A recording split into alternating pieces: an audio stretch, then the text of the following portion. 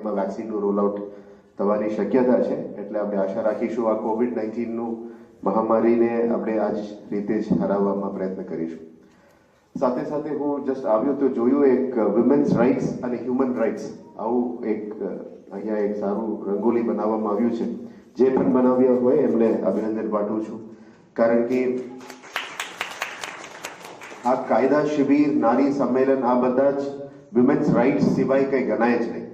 એટલે women's rights યાને મહિલા આયોગ કરતાં વધારે કોઈ ના કહી શકે છે, કારણ કે એમનું કામગીરી આટલું સરસ કામગીરી કરે છે.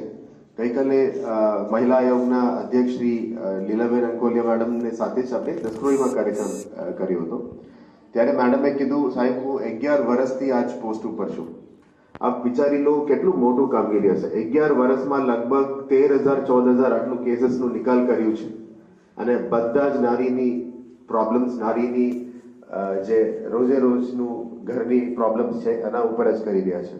અને જે રીતનું અત્યારે મેડમે પણ અહીંયા મારા પહેલા જ વક્તવ્ય આપ્યું, એમાં કીધું આમાં ફક્ત નારીઓને નથી સાંભળવામાં આવી રહ્યા છે, પુરુષોનું પણ સાંભળવામાં આવી રહ્યા છે. જે તે કરીને ફક્ત નારીનું આપણે શક્તિ આપીએ એવું નહીં, નારી શક્તિને સારી રીતે પ્રકટ કરવા માટે પુરુષોની કઈ ફોલ્ટ હોય, અદરવાઇઝ કોઈ પણ સંજોગોમાં નારી પણ કઈ ખોટું નિર્ણય લીધેલા હોય એને કેવી રીતે આપણે વિકલ્પ લાવીએ એના ઉપર જ આ લોકો કામગીરી કરી રહ્યા છે. મહિલા આયોગનું કામગીરી અને ગુજરાત સરકારનું કામગીરી એવું નથી કે કોઈને ઘર તોડવું, પણ કોઈને ઘર ના તોડવું એના માટે શું પગલાં લેવું જોઈએ એના માટે જ મહિલા આયોગ કામગીરી કરી રહ્યા છે. અને આપણે બધા જ એમને આભાર માનવો જોઈએ કે દરેક તાલુકા સુધી આવીને આ બધા જ તમે લોકોને નારી શક્તિના રિલેટેડ એક પેમ્પલેટ્સ અને ફાઇલ્સ જે આપ્યું છે, આની અંદર ગઈકાલે પણ હું થોડું ઘણું વાંચ્યું.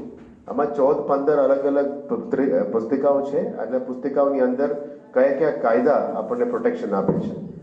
સાથે સાથે મહિલા પોલીસ અને મહિલા એડવોકેટ્સ પણ આમાં આપણે અહીંયા વિરમગામમાં પણ ટૂંકા સમયમાં જોડવાના છે, જે તે કરીને નારી અદાલત જે ગુજરાતમાં ચાલી રહ્યા છે અને 1-2 રાજ્યોમાં ચાલી રહ્યા છે, એ આખા ભારતમાં એને ફરીથી અને સારી રીતે એક્સટેન્ડ કરવા માટે દરેક તાલુકામાં આખા ભારતમાં કરવા માટે માનનીય વડાપ્રધાનશ્રીએ એક કલ્પના પાઠવી છે.